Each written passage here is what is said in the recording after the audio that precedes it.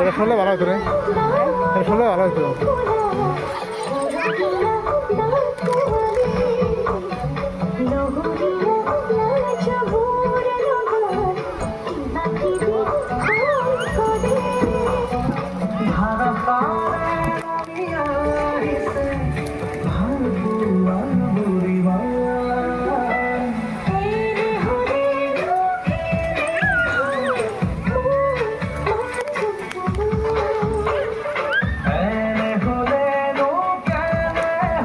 Side মুখে যাস না, মুখ দেখে আরো।